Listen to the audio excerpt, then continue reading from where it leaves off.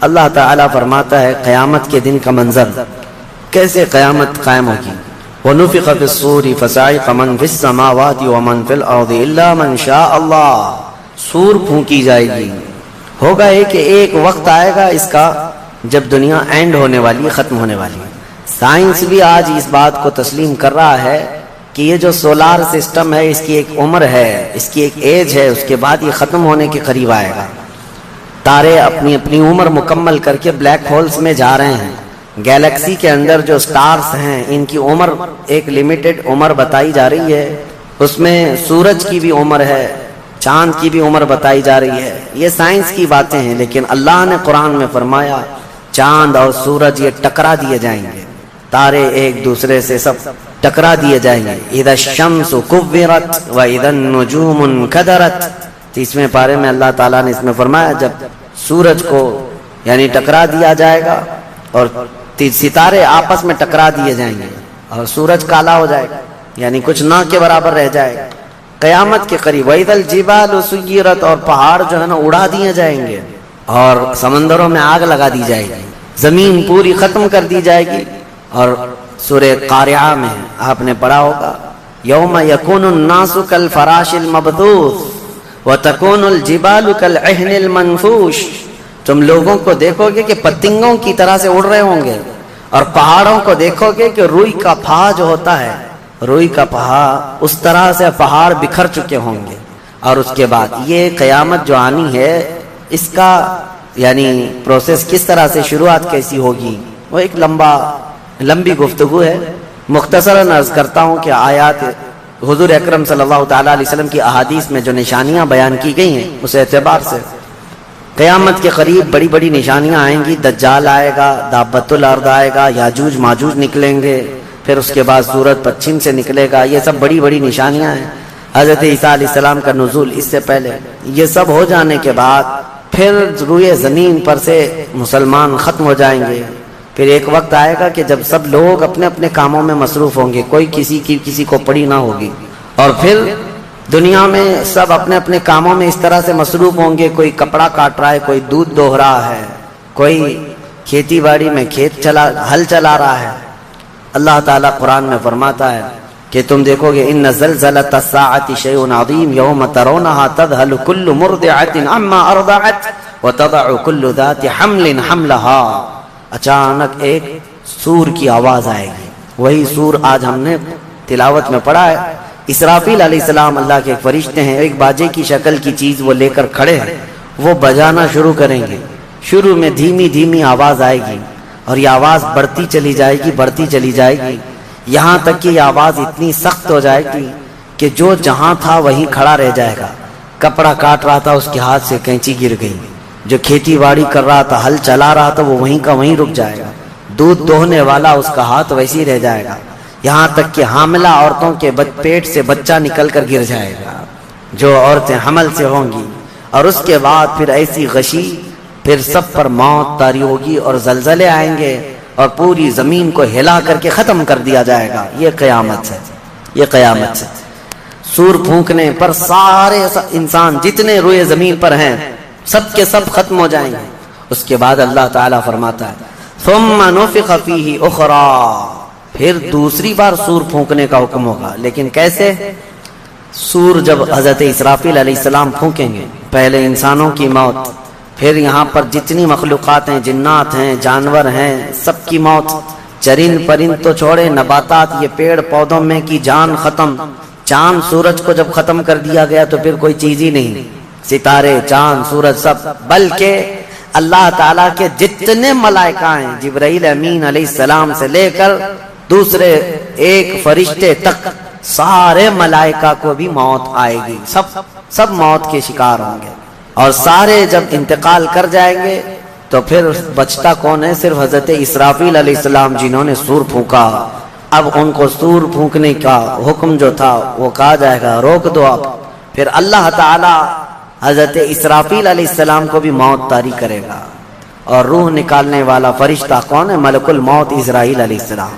اب تک یہ سب کی روح نکال چکے ہوں گے، اور پھر اللہ تعالی اسرائیل علیہ السلام کی بھی روح نکال دے گا۔ اسرائیل جو سب کی روح نکالتے ہیں ان کو بھی موت ہے، ان کو بھی موت ہے۔ اور پھر ہم نے پڑھا کل شیء ہالک الا وجہہ، ہر شے فنا ہو جائے گی سوائے رب العالمین کے۔ کل من علیہا فان ویبقى وجہ ربک ذو الجلال والاکرام، جو کچھ بھی ہے سب فنا ہو جائے گا، تمہارے رب کی ذات صرف باقی رہے گی، کوئی نہیں باقی رہے گا۔ پھر جب مولا کی مرضی ہوگی رب تبارک و تعالیٰ دوبارہ اسرافیل علیہ السلام کو اٹھائے گا۔ اسرافیل علیہ السلام دوبارہ اٹھیں گے اور پھر ان سے کہا جائے گا دوبارہ سور پھونکو، پھر سے پھونکو۔ اب جب دوبارہ حضرت اسرافیل علیہ السلام سور پھونکیں گے تو یہ زندگی کا سور ہے، پہلے والا یہ نفخہ اولا اس کو کہتے ہیں وہ موت کا تھا، اور نفخہ ثانیہ حیات کا ہے، زندگی کا ہے۔ اب رب تعالیٰ نے جو وعدہ فرمایا تھا کہ ہم تمہیں موت کے بعد دوبارہ اٹھائیں گے، یہ وعدہ اس وقت پورا ہوگا۔ اب دوسرے مرتبہ جب سور پھونکنا شروع کرتے ہیں اسرافیل علیہ السلام، کتنے انسان آئے گئے، آدم علیہ السلام سے لے کر قیامت تک سب وہ زمینوں میں جہاں کہیں ہوں گے، کسی کو جلا کر ختم کر دیا گیا ہو، کسی کو جانور کھا گیا ہو، کسی کو پانی میں ختم کر دیا ہو، کسی بھی طرح سے، لیکن مولا تعالیٰ سب کو اٹھانے والا ہے۔ لیکن فرمایا حدیث پاک میں ہے کہ یہ دوسری سور پھونکنے کے بعد سب سے پہلے روئے زمین پر جو اٹھیں گے وہ محمد الرسول اللہ کی ذات۔ میرے آقا صلی اللہ تعالیٰ علیہ وسلم فرماتے ہیں میں اپنی قبر سے اٹھوں گا سب سے پہلے، اور محشر کے میدان کی طرف جو حضور جائیں گے تو فرماتے ہیں حضور صلی اللہ علیہ وسلم اٹھیں گے، ان کے بعد ابو بکر صدیق، ان کے بعد عمر فاروق رضی اللہ تعالیٰ عنہ، پھر ساری کائنات کو اللہ اٹھائے گا۔ اور جب رسول کریم صلی اللہ تعالیٰ علیہ وسلم فرماتے ہیں میں میدان قیامت میں اس حال میں آؤں گا کہ میرا ایک ہاتھ ابو بکر کے کندھے پر ہوگا، دوسرا عمر ابن خطاب کے کندھے پر ہوگا۔ یقیناً وہ اس دن کے دولہا ہیں، قیامت کا منظر ہے جب رسول کریم صلی اللہ تعالیٰ علیہ وسلم تشریف لائیں۔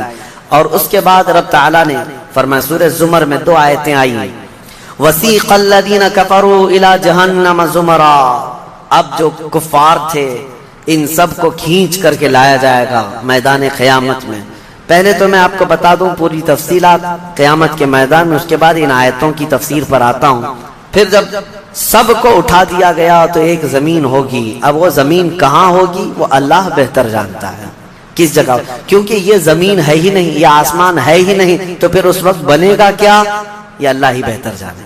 کہاں بنے گا، کس طرح بنے گا، اس میں ہم نہ سوچ سکتے ہیں نہ مثال دے سکتے ہیں۔ اب آپ مجھے بتاؤ یہ جو زمین جس پہ آپ بیٹھے ہیں یہ ختم ہونے والی، کیا رہے گا نیچے؟ آسمان جو دکھ رہا ہے یہ بھی ختم ہونے والا ہے، پھر کیا رہے گا اوپر ہمیں نہیں معلوم، لیکن اللہ کریم ایک زمین بنائے گا جس کے متعلق کہا گیا وہ تانبے اور پیتل سے بنی ہوئی ہوگی، یہ مٹی والی زمین نہیں۔ اور پھر اس کے بعد سورج کو پھر دوبارہ زندہ کیا جائے گا اور سورج کو سب کے سروں پر لا کر کھڑا کر دیا جائے گا۔ اب وہ زمین اور جس میں سارے انسانوں کو جمع کر دیا گیا ہے، آپ اندازہ کریں وہ زمین میں نہ کوئی عمارت ہوگی نہ درخت ہوگا، وہ بالکل فلیٹ زمین ہے، صرف میدان ہی میدان ہے۔ ایسا نہیں ہے کہ یہاں پر کوئی میدان اور تھوڑی دور کے بعد کوئی عمارت دکھے گی یا کوئی درخت دکھے گا یا کوئی پہاڑ، نہیں، کچھ نہیں، صرف سیدھی زمین۔ اسی لیے کہ وہاں تم 500 سال بھی اس میدان میں بھاگتے رہو گے تو سائے کے لیے ایک پتا بھی نہیں ملے گا، ایک پتا بھی نہیں، کہاں سایہ حاصل کر سکو۔ لیکن کچھ خوش نصیبوں کے لیے اللہ نے فرمایا کہ عرش کا سایہ انہیں اللہ عطا فرمائے گا۔ وہ کون لوگ ہیں؟ ان میں کئی لوگ ہیں، جس میں سے ایک ہی میں بتاتا ہوں، رجل تعلق قلبہ بالمساجد، وہ ایسا آدمی جس کا دل مسجدوں میں لگا ہوا ہے، قیامت کے دن اسے اللہ عرش کا سایہ عطا فرمائے گا۔ آپ کی نماز ہو گئی، بیٹھے کیوں ہیں؟ نماز ہو گئی، نماز کے بعد چلے جانا چاہیے، لیکن تمہارا دل مسجد میں لگا ہوا ہے۔ انہی لوگوں کی فضیلت میں ہے جب قیامت کے دن کوئی سایہ نہ ہوگا، ان لوگوں کے لیے اللہ عرش کا سایہ عطا کرے گا۔ اب یہ جو سارے لوگ جمع ہوں گے، کسی کو کچھ پتا نہیں کہ ہونا کیا ہے، کسی کو نہیں پتا کہ کیا ہونا ہے، نفسا نفسی کا عالم ہے اور سب ایک دوسرے کو تک رہے ہیں۔ اب یہی مسئلہ ہے کہ سارے لوگ وہاں پہ کفار بھی ہوں گے، مشرکین بھی ہوں گے، جتنی امتیں پہلے آئی تھی وہ بھی ہیں، انبیاء بھی ہیں، اولیاء بھی ہیں، صلحاء بھی ہیں، صحابہ بھی ہیں، علماء بھی ہیں، سب ہیں، لیکن کسی کو کچھ سوچتا نہیں کہ کیا کیا جائے۔ یہی بے خبری سے پوری مخلوق جو ہے انبیاء کے پاس جاتی ہے۔ انبیاء میں سب سے پہلے ابو البشر سیدنا آدم علیہ السلام سے کہتے ہیں سارے لوگ، آپ تو ہم سب کے باپ ہیں، ہمارے لیے اللہ کی بارگاہ میں سفارش کریں کہ کچھ ہمارے متعلق کیا حکم ہے وہ پتہ چل جائے، ہمیں کہاں جانا ہے، جنت میں یا دوزخ میں، یہ ابھی پتہ چل جائے، حساب بھی نہیں شروع ہو رہا ہے۔ تو آدم علیہ السلام نے فرمایا، وہ فرمائیں گے کہ اے لوگو جاؤ، اس لیے کہ مجھے ڈر ہے اللہ کریم کی بارگاہ میں نے جنت میں وہ ممنوع شجر کا جو پھل کھا لیا تھا، مجھے آج بھی اس کا احساس ہے کہ کہیں رب تبارک و تعالیٰ مجھے اس پر عتاب نہ فرما دے، جاؤ کسی اور کے پاس۔ جتنے نبیوں کے پاس یہ قوم جاتی تھی وہ انبیاء کرام یہ کہتے آج ہمیں خوف ہے اللہ کریم کی بارگاہ میں، وہ قہار ہے، وہ جبار ہے۔ اور میں نے آج ایک آیت یہ بھی پڑھی ہے سورہ مومن میں، اللہ نے فرمایا لمن الملک اليوم، اس دن یہ آواز آئے گی آج کی بادشاہت کس کی ہے، آج کی بادشاہت کس کی ہے؟ پھر اللہ خود فرمائے گا للہ الواحد القہار، ایک قہر کرنے والے خدا کی آج بادشاہت ہے۔ اس دن صرف اس کی سلطنت ہوگی، صرف اس کی حکومت ہے۔ انبیاء ملائکہ سب ڈرے ہوئے ہیں، پتہ نہیں برسوں یہ قوم گھومتی رہے گی مخلوق۔ عیسیٰ علیہ السلام فرمائیں گے کہ اے لوگو جاؤ محمد رسول اللہ کے پاس، آج وہ تمہاری سنیں گے اور اللہ ان کی سنے گا۔ پوری مخلوق جب نبی کریم صلی اللہ علیہ وسلم کے پاس آتی ہے تو نبی پاک صلی اللہ تعالیٰ علیہ وسلم فرماتے ہیں ہاں میں اسی کے انتظار میں ہوں۔ پھر حضور صلی اللہ علیہ وسلم سجدے میں گرتے ہیں اور اللہ کو منانے لگتے ہیں کہ مولا ہے تو تیرے بندے، تو حساب تو شروع فرما۔ اس کو کہتے ہیں شفاعت کبریٰ۔ یہ کیا ہے شفاعت کبریٰ؟ بڑی شفاعت، یہ سب کے لیے، کافروں کے لیے، مشرکوں کے لیے، سب کے لیے۔ یعنی حضور کی پہلی شفاعت کس کام کی تھی؟ کہ اللہ حساب تو شروع کرے، یہ شفاعت کبریٰ ہے، حساب شروع کرے مولا تعالیٰ ساری انسانیت کے لیے۔ حضور جب سجدے میں گرتے ہیں اللہ کریم فرماتا ہے ارفع رأسک یا محمد، حضور نے یہ فرمایا ہے کہ اس دن میں سجدے میں ایسی ثنا اور ایسی حمد بیان کروں گا اللہ کی جو آج تک کسی نے نہیں بیان کی ہوگی، اور اسی دن مجھے اللہ وہ تلقین بھی فرمائے گا۔ اور جب حضور ثنا کر رہے ہوں گے اللہ فرماتا ہے ارفع رأسک یا محمد، اے محمد صلی اللہ علیہ وسلم اپنا سر اٹھائیے، آپ مانگیے آپ کو دیا جائے گا، آپ پوچھئے آپ کو جواب دیا جائے گا۔ یہ پہلا سوال ہے اللہ کی بارگاہ میں قیامت کے دن، اور پہلا جواب ہے، باقی کسی بندے کو کوئی جواب نہیں تھا۔ اللہ کی بارگاہ میں حضور نے جب یہ عرض کیا تو رب تعالیٰ فرماتا ہے ملائکہ کو جس کی ڈیوٹی تھی، جس کا کام تھا کہ میدان قیامت میں میزان عمل لگا دیا جائے، حساب و کتاب ہوں، سب کے نامہ اعمال ان کے ہاتھوں میں دیے جائیں، سب کو پڑھنے کا حکم دیا جائے۔ اب حساب کا آرڈر آ گیا، حکم آ گیا، تو لوگ تھوڑی راحت کی سانس لیتے ہیں کہ چلو حساب شروع ہونے والا ہے، لیکن ابھی اتنا آسان نہیں ہے، اتنا آسان نہیں۔ اب فرشتے لا رہے ہیں سب کے اعمال نامے، لوگوں کو ایسا لگتا ہے اعمال نامہ یہ 4 پنے کا ہوگا، ہاں جیسے ایگزام پیپر میں فل شیٹ A4 سائز کی شیٹ لے کر کے بیٹھتے ہیں۔ قرآن میں تو اللہ تعالیٰ نے فرمایا کہ جب نامہ اعمال فرشتے لے کر کے آئیں گے تو کتنے ہوں گے پتہ ہے؟ تمہاری نظر جہاں تک جاتی ہوگی وہاں تک صرف کتابیں تمہاری ہوں گی، صرف تمہاری کتابیں فرشتے لاد کر کے لا رہے ہوں گے، اس میں سب لکھا ہوگا، زندگی میں جتنی مرتبہ باتیں کیا تھا، جو کچھ بھی کیا تھا، سب ڈیٹیل ہوگا۔ اور ہر آدمی وہاں پکار کر کے کیا کہتا ہے ما لہذا الکتاب لا یغادر صغیرۃ ولا کبیرۃ الا احصاها، اے اللہ تو کیسی کتاب بنا دیا، اس میں چھوٹی چیز بھی نہیں چھوڑی گئی، بڑی چیز بھی نہیں چھوڑی گئی، سب لکھ دیا گیا ہے، اور پھر لا کر کے تھما دیا جائے گا۔ یہ پہلی علامت ہے کہ جس کے سیدھے ہاتھ میں اس کے نامہ اعمال پکڑا دیے جائیں گے، فرمایا گیا اس کے لیے وہیں سے ہلکا پن ہے، بشارت ہے کہ آسانی ہوگی، اور جس کے بائیں ہاتھ میں فرشتوں نے پکڑا دیا تو سمجھ لو کہ اب لمبا اس کا وقت جانے والا ہے، حساب سخت ہونے والا ہے۔ یہ تو صرف پڑھ کے سنانا ہے اور اس کے بعد پھر پکڑ ہوگی کسی کام پر۔ یہ تو نے کیوں کیا تھا، اس کی وجہ بتا، یہ تو نے کیوں کھایا تھا، اس کی وجہ بتا، اس کے ساتھ ایسا کیوں کیا تھا، اس کا سبب بتا۔ صرف پڑھ کر کے سنانا نہیں ہے، جو کیا تھا اس کی وجہ بتانا ہے، اور جب وجہ کچھ نہ ہوگی حکم آ جائے گا کہ انہیں اوندھے منہ کھینچ کر کے دوزخ کی طرف لے جائیں۔ یہ قیامت کے دن ہو رہا ہے۔ اب یہاں پر ایک دوسری شفاعت ہے میرے آقا صلی اللہ علیہ وسلم۔ اب یہ جو شفاعت ہے یہ خاص امت محمدیہ کے لیے۔ ایک شفاعت حضور نے فرمائی سارے انسانوں کا حساب شروع ہو جائے، جب حساب شروع ہو گیا تو رب حضور صلی اللہ تعالیٰ علیہ وسلم پھر سجدہ کرتے ہیں اللہ کی بارگاہ میں۔ اللہ فرماتا ہے محبوب سر اٹھائیں، پوچھیں آپ کو دیا جائے گا۔ حضور عرض کرتے ہیں مولا میری امت کی بخشش آسان فرما دے، میری امت کا حساب آسان فرما دے۔ اب حضور کو اختیار دیا جائے گا، حضور کی یہ بھولی بھالی امت جہاں جہاں ہوگی حضور صلی اللہ علیہ وسلم فرماتے ہیں میں ان کو دور سے پہچان رہا ہوں گا۔ دیکھو میرے عزیزوں، بھرا مجمع ہے، کتنی امتیں ہیں۔ ایک صحابی نے پوچھا یا رسول اللہ ہم کو آپ قیامت میں پہچانیں گے؟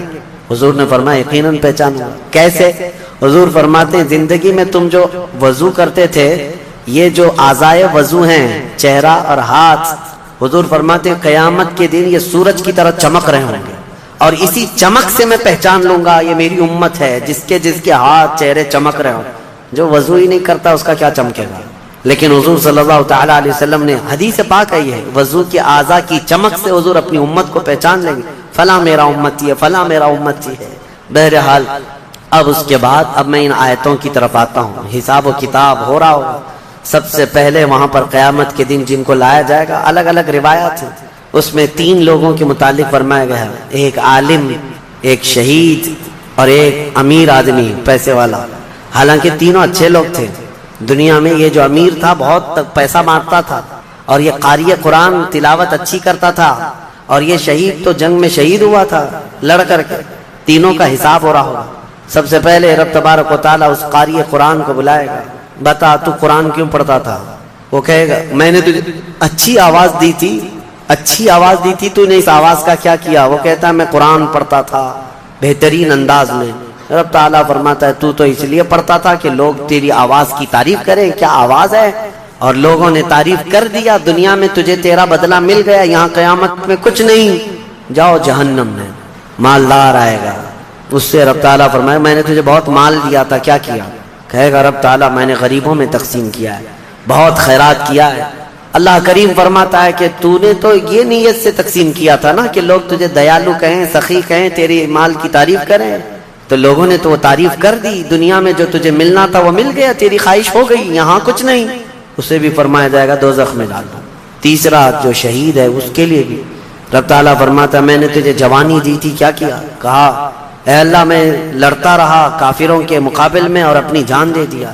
فرماتا ہے رب تعالیٰ کہ تو یہ سوچتا تھا نا کہ لوگ تیری بہادری کی تعریف کریں، لوگ تجھے بطل جلیل کہیں، مجاہد کہیں، تو یہ لوگوں کی تعریف سننے کے لیے کرتا رہا۔ اگر تیری یہی خواہش تھی اور لوگوں نے تیری تعریف دنیا میں بہت کر دی، اب یہاں تیرا کچھ نہیں ہے، اسے بھی دوزخ میں بھیج دیا جائے۔ یہ ریاکاری ہے۔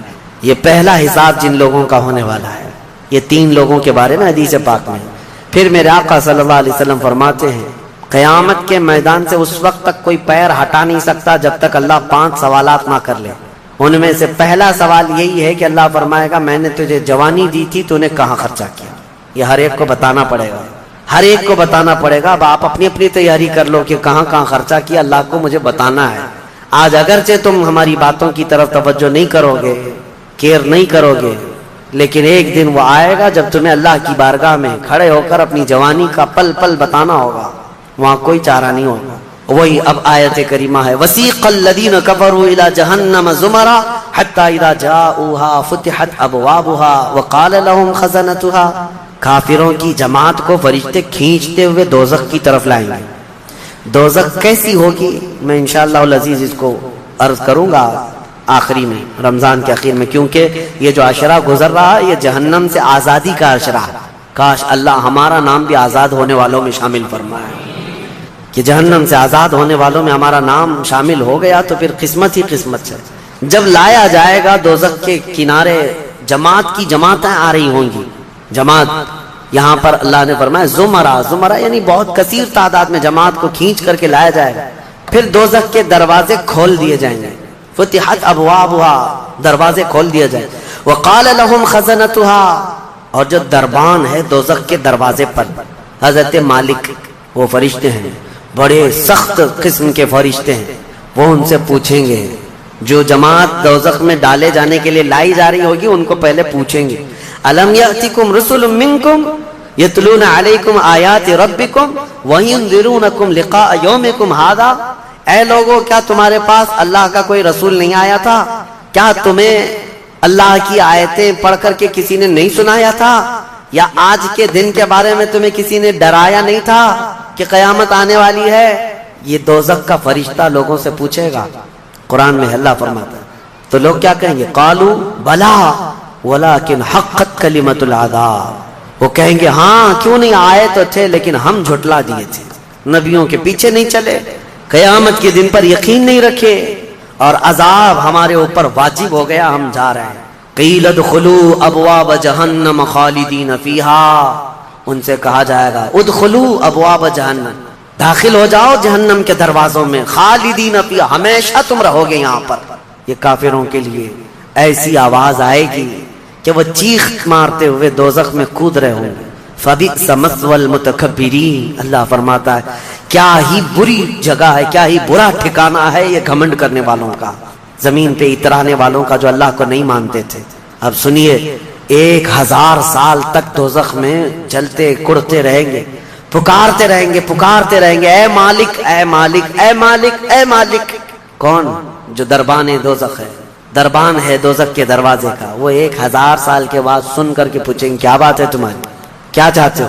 کفار و مشرکین کہیں گے کہ ہماری بات کرا دے اللہ سے، ہماری بات کرا دے اللہ سے کہ کچھ ہم پر بھی رحم ہو جائے۔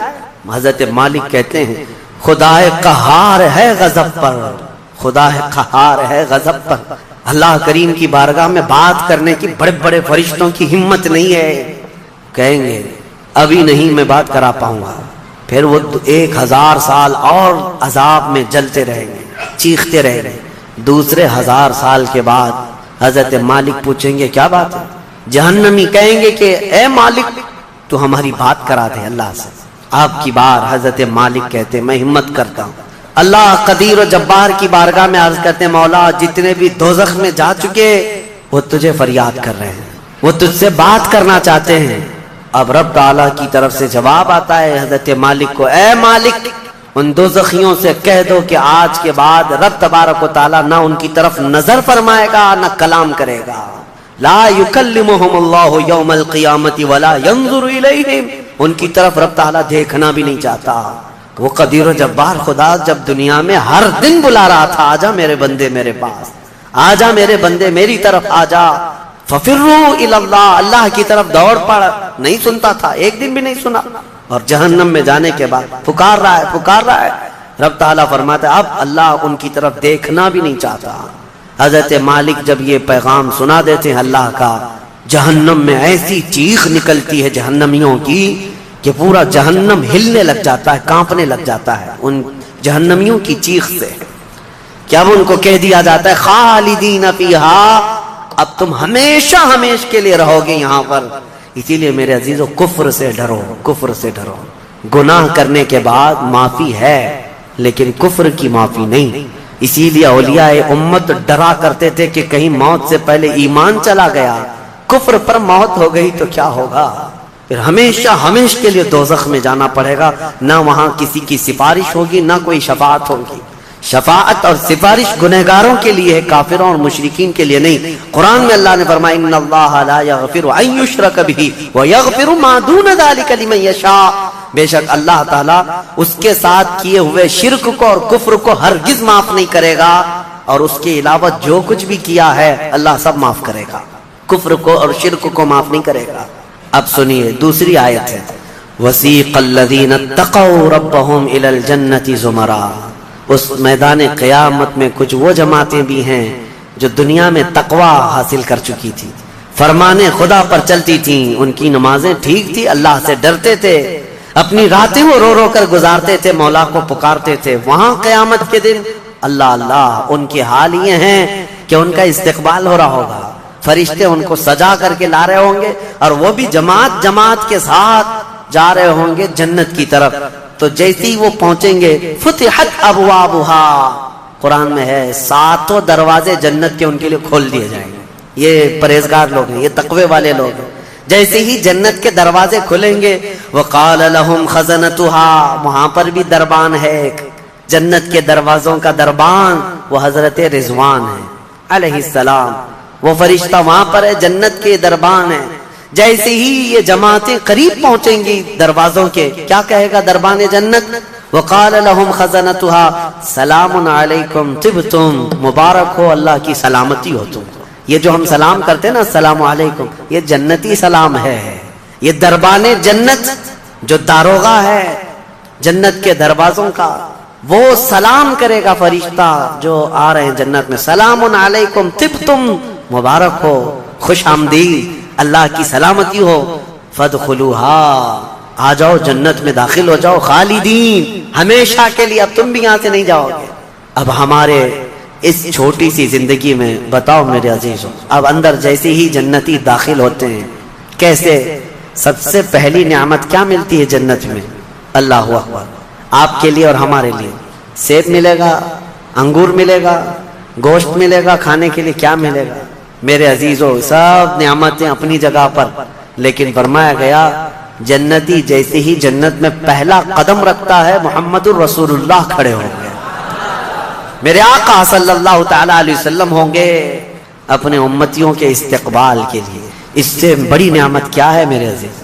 جنت میں داخل ہو جانے کے بعد اب سورہ واقعہ جب آپ پڑھیں گے تو جنت کا اس میں تذکرہ ہے۔ اللہ نے فرمایا ثلۃ من الاولین وقلیل من الآخرین علی سرر موضونۃ متکئین علیہا متقابلین، وہ دیوان لگائے ہوں گے، بڑے بڑے محلات ہوں گے جن کی ایک اینٹ سونے کی، ایک اینٹ چاندی کی بنائی ہوگی، پورے زمین پر جو گھاس ہوگی وہ زعفران سے بھی زیادہ ملائم۔ اور اللہ نے کتنی جگہ قرآن میں فرمایا جنات تجری من تحتها الانہار، ایسے باغیچے جن میں نہریں بہ رہی ہوں گی، اور ایسی نہریں جن کا پانی دودھ کی طرح سفید، شہد سے زیادہ میٹھا اور ٹھنڈا، یہ ٹھنڈے میٹھے پانی کی نہریں جس کو کوثر اور سلسبیل کہا گیا ہے، یہ جنت کے باغیچوں سے ہو کر گزر رہی ہوں گی۔ جنتی جتنے بھی ہوں گے وہاں پر وہ نہروں کے قریب بیٹھے ہوں گے، ان کے چہرے اتنے چمک رہے ہوں گے، وجوہ یومئذ ناظرہ، ایسے چمک رہے ہوں گے، دمک رہے ہوں گے، 14ویں کا چاند ان کے چہروں کے سامنے پھیکا ہوگا۔ یہ جنتیوں کے چہرے ہوں گے، اور وہ اپنے جب جنتی محل میں جائیں گے، ایک محل سامنے ہوگا، دوسرا محل ادھر ہوگا، آمنے سامنے جنتی باتیں کرتے ہوئے بیٹھیں گے۔ یہ قرآن پاک میں اللہ نے فرمایا ان کی خدمت کے لیے غلمان، لڑکے بھی ہوں گے، حوران جنت، وہ جنتیوں کی خدمت کے لیے ان کی بیویاں وہاں پر بنائی جائیں گی، وہ اتنی حسین و جمیل خوبصورت ہیں کہ جنتی کے لیے آج تک نہ ویسی خوبصورتی یا حسن دنیا میں کسی نے سنا ہے نہ دیکھا۔ یہ حوران جنت ہر جنتی کو دی جائیں گی۔ اب اس کے بعد جنت میں پہنچ جانے کے بعد تمہارے لیے کیا نہیں ہوگا؟ ایک طبقہ انبیاء کا ہے، ایک طبقہ جنت میں اولیاء کا ہے، ایک طبقہ شہداء کا ہے، ایک طبقہ صدیقین کا ہے، اور پھر جنتی کے لیے قرآن میں ہے جو وہ خواہش کرے گا فرشتے فوراً اس کے لیے وہ حاضر کریں گے، جو چیز کی خواہش کرے گا۔ جس دن تمہاری وہاں خواہش ہوگی کہ مجھے یہاں غریب نواز کا دربار دیکھنا ہے، جنت میں غوث پاک کہاں ہے وہاں جانا ہے، صحابہ میں خلفائے راشدین کہاں ہیں وہاں جانا ہے، انبیاء اکرام کہاں ہیں، شہداء و صالحین کہاں ہیں وہاں جانا ہے۔ جنتی گھوم رہا ہوگا، اور کیا ہی بہتر ہوگا جنتی جب یہ خواہش کرے گا مجھے محمد الرسول اللہ کے محل میں جانا ہے، وہاں بھی اسے پہنچایا جائے گا۔ وہ ہر ایک بڑے سے بڑے انبیاء، صالحین، شہداء اور رسولان اعظام کے ہاں جاتا رہے گا، آتا رہے گا، جاتا رہے گا، آتا رہے گا۔ جنت کی نعمتیں اس کی ختم نہیں ہوں گی، یہاں تک کہ اللہ کریم فرمائے گا حوران جنت کو یہ میرے وہ بندے ہیں جو صرف میری حمد سنتے تھے دنیا میں، اے حوران جنت تم اپنی میٹھی آواز میں اب میری حمد ان کو یہاں سناؤ۔ 100 سال تک وہ حوران جنت انہیں حمد سناتی رہیں گی۔ پھر جنتیوں سے اللہ پوچھے گا پیٹ بھر گیا؟ وہ جنتی کہیں گے مولا اور تیری تعریف سننے کا دل کرتا ہے۔ داؤد علیہ السلام جن کی آواز میں بڑی مٹھاس تھی، رب تعالیٰ فرمائے گا اے میرے داؤد خلیفت اللہ، آؤ ان جنتیوں کو اپنی سریلی آواز میں میری حمد سناؤ۔ اب وہ 100 سال تک سناتے رہیں گے، اور جنتی مدہوش ہوں گے اور سنتے رہیں گے، یہ جنت کے ترانے وہاں پر سنائے جا رہے ہیں۔ اس کے بعد پھر رب تعالیٰ فرمائے گا اب تم سیراب ہو گئے کہ داؤد علیہ السلام کی زبان سے تو چڑیاں بھی سننے کے لیے کھڑی ہو جاتی تھی، پرندے بھی ہوا میں رک جاتے تھے۔ اب جنتی کہیں گے کہ مولا اور تیری حمد ہو اور تیری تعریف ہو، ہم سننا چاہتے ہیں۔ رب تعالیٰ جب فرمائے گا اے فرشتوں حجابات ہٹاؤ، اب میں سناؤں گا اور میرے بندے سنیں گے۔ اب یہ جنت کی سب سے بڑی نعمت وجوہ یومئذ ناظرہ الی ربہا ناظرہ، مولا فرماتا ہے چہرے چمک رہے ہوں گے اس بات کے لیے کہ بغیر حجاب کے وہ اپنے اللہ کو دیکھ رہے ہوں گے۔ اس سے بڑی نعمت جنتی کو کچھ نہیں ہے کہ مولا کریم حجابات ہٹا دے گا، جس کے تم یہاں سجدے کرتے ہو، جس سے تم گڑ گڑا کر مانگتے ہو، وہ مولا جنت میں پردے ہٹا دے گا۔ اور فرمایا گیا جنت کی سب سے بڑی نعمت دیدار الہی ہے۔ اسی لیے رمضان میں بھی میرے آقا نے فرمایا افطار کرنے والے کو دو خوشیاں دی جائیں گی، کہ جب بندہ افطار کرتا ہے تو اس کے لیے بھی یہ فرمایا گیا ہے کہ جیسے ہی وہ افطار کرتا ہے، ایک تو اس کے پیٹ ٹھنڈے ہونے کی خوشی ہے، گلا تر ہونے کی خوشی ہے، لیکن دوسری خوشی ہر افطار کرنے والے روزے دار کے لیے کہ رحمان فرمائے گا میں نے تیرا محفوظ کر لیا ہے جنت میں، اب تجھے میں اپنا دیدار کراؤں گا۔ روزے داروں کو اللہ کا دیدار ہوگا،